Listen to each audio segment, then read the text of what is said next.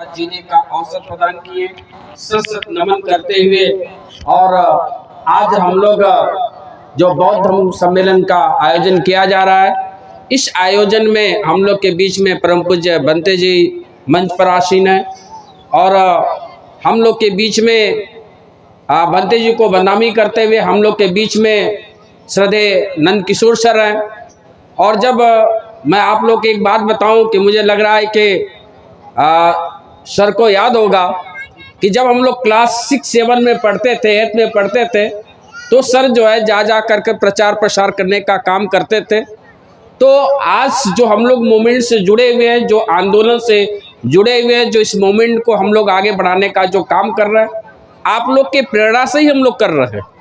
आप लोगों ने जो वो काम किए, वो काम का प्रेरणा आज भी हम लोग के बीच है और जिसके वजह से हम लोग इस काम को कर रहे हैं। तो इस मंच पर आसीन हमारे सभी सम्मानित लोग तथा आप सभी उपासक उपासिकाओं को नमो बुद्धाय जय भीम करते हुए मैं कुछ बातें आपसे करना चाहूँगा, क्योंकि समय का अभाव है। अब मैं थोड़ा सा मैं आपसे डिस्कशन कर लूँ, बातचीत कर लूँ। मैं एक आप लोगों से सवाल करता हूँ कि यहाँ पर जितने लोग बैठे हैं, क्या आप बोधिसत्व बाबा साहब डॉक्टर अम्बेडकर को मानते हैं? कितने लोग हैं? जरा हाथ उठाएं। आप लोग कितना मानते हैं? 50% या 100%? 100% लोग हाथ उठावें। सभी मानते हैं? तो हम लोग टेस्ट भी लेते हैं। अब बताइए कि आप लोग किस धर्म को मानते हैं? किस धर्म को? बौद्ध धर्म को। अच्छा, हिंदू धर्म को कितने लोग मानते हैं? हाथ उठाएं। अच्छा, कोई नहीं मानता है? तो आप लोग पास, ठीक है। अब एक बात हमें याद रखने की जरूरत है कि आपके पूर्वज कौन है। अगर कोई आपसे सवाल करेगा कि आपके पूर्वज कौन, तो आप क्या बताएंगे? अगर आपसे कोई सवाल करता है कि आप बताइए आपके पूर्वज कौन है, तो आप क्या बताएंगे? आपके पूर्वज कौन थे? मालूम है आप लोग को? सबको नहीं मालूम है ना? तो बोधिसत्व बाबा साहब डॉक्टर अम्बेडकर कहते हैं कि हमारे पूर्वज नागवंशी बौद्ध शासक थे। तो हमारे पूर्वज कौन थे? बोलिए, कौन थे? नागवंशी बौद्ध शासक। बात समझ में आया? कि यानी कि हम लोग जो लोग हैं, हम लोग नागवंशी बौद्ध शासक के हमारे पूर्वज रहे हैं। यानी कि हम लोग नागवंशी बौद्ध शासक के पूर्वज वंशज हैं। बात समझ में आ गया?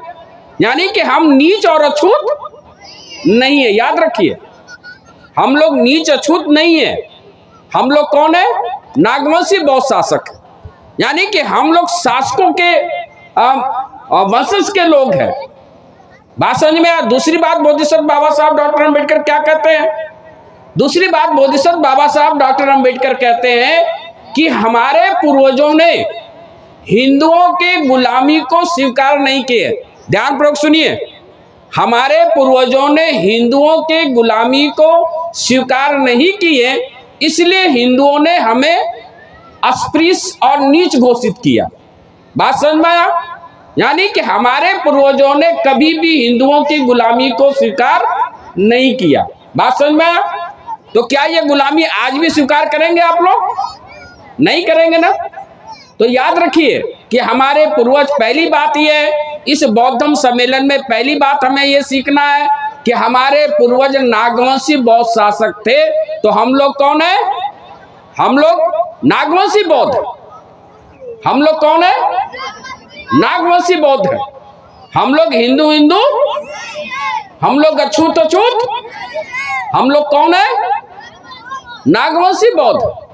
हम शासक हैं, हम हुक्मरान हैं, हम मालिक हैं। ये देश हमारा है, ये देश किसी और का। बात समझ में आया? तो हमें क्या करना पड़ेगा? इस देश का हुक्मरान बनना पड़ेगा, मालिक बनना पड़ेगा। तो हम इस देश का हुक्मरान मालिक कैसे बनेंगे? बोलिए, अब बनना है कि नहीं बनना है? बनना है ना? तो अगर हमें हुक्मरान और मालिक बनना है तो हमें अपने आप को क्या बोलना पड़ेगा? पहला क्या बोलना पड़ेगा? कि हम नागवंशी बौद्ध शासक। बात समझ में आ गया? तो अब आप सवाल कर सकते हैं कि सर ऐसा आप क्यों बोल रहे हैं।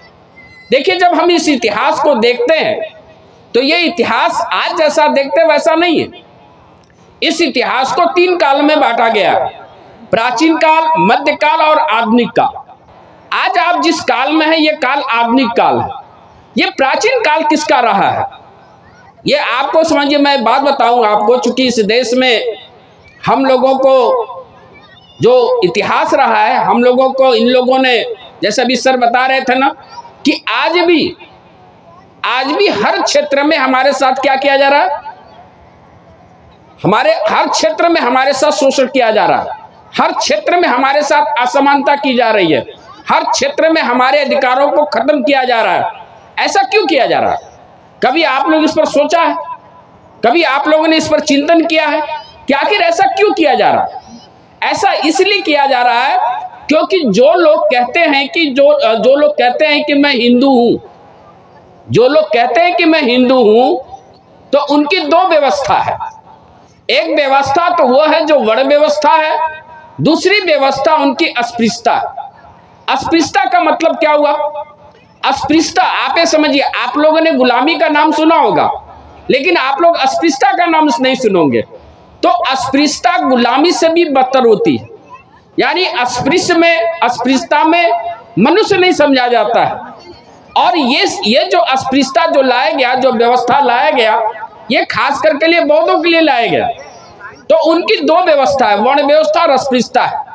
वो अगर चाहते हैं कि, देखिए, वो चाहते हैं कि इस देश में अगर हिंदुओं का प्रभाव रहे, हिंदू इस देश में हुक्मरान रहे, इस देश के जो मूल निवासी लोग हैं उनको गुलाम बनाकर रखना पड़ेगा।